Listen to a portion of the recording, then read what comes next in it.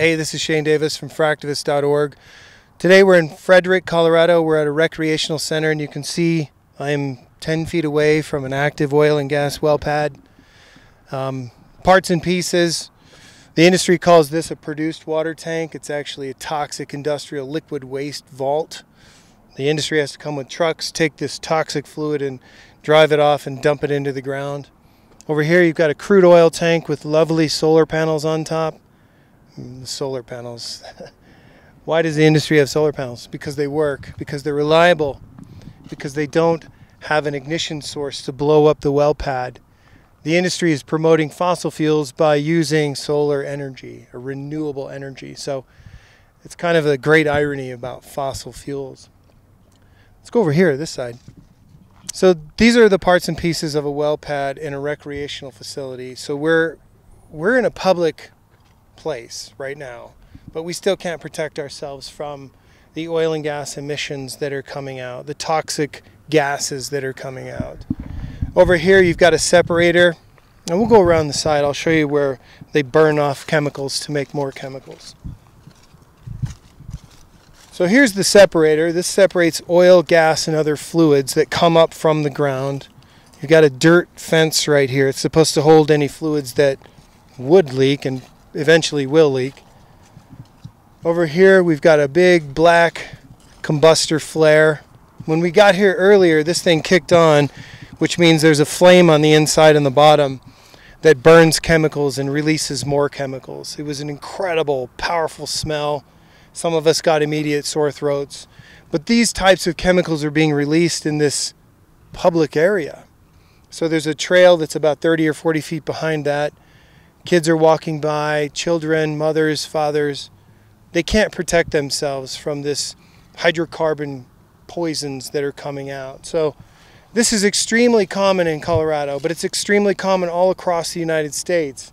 And that's what Groundswell Rising, the film, really talks about, is this awakening of people finding these types of things in their backyard, which is heavy, unconventional, extreme energy that doesn't really have any regulations to protect you and the environment. And so these films like Groundswell Rising are really important for us.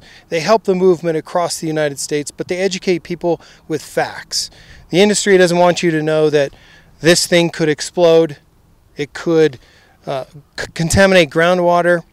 And just a few hours ago up the road here, there was a natural gas or an unnatural gas pipeline explosion that injured one person, and they had to evacuate people within a 2-mile radius. So if something were to happen here in a public area, what would we do? We're just victims of the oil and gas industry's operations. This is the hodgepodge of oil and gas regulations that the governor, John Hickenlooper, allows to happen. You have planning and zoning commissions that allow the development of these homes closer to these active fracking well pads than the state oil and gas regulations allow. This is one of about 4,000 active oil and gas well pads that are closer to homes than the state setbacks allow. It's a clear case of how the oil and gas industry, planning and zoning commissions, and local communities cannot have to or do not have to abide by state regulations.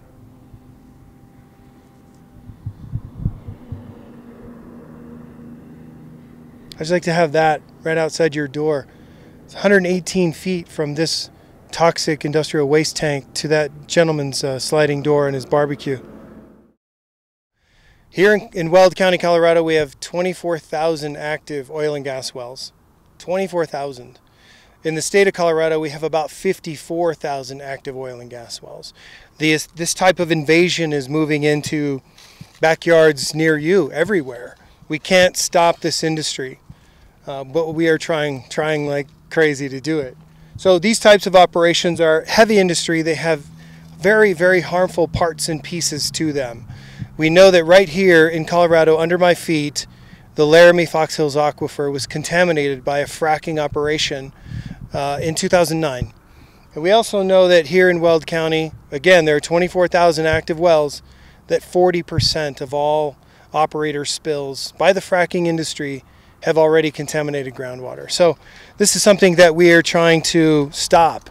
And The only way we can stop this is through law. We need to change laws, but we need another groundswell of community members to come together to create more organizations to change the law here. So what we're seeing is the oil and gas industry, the fracking industry's operations are becoming so prevalent in Colorado and all other states across the U.S. that here we are with this tank that holds toxic fluids. Most people at this recreational area think that it holds water. It doesn't hold water. It holds toxic hydrocarbons. But the great irony is that right over here, we can play some basketball or some frack ball.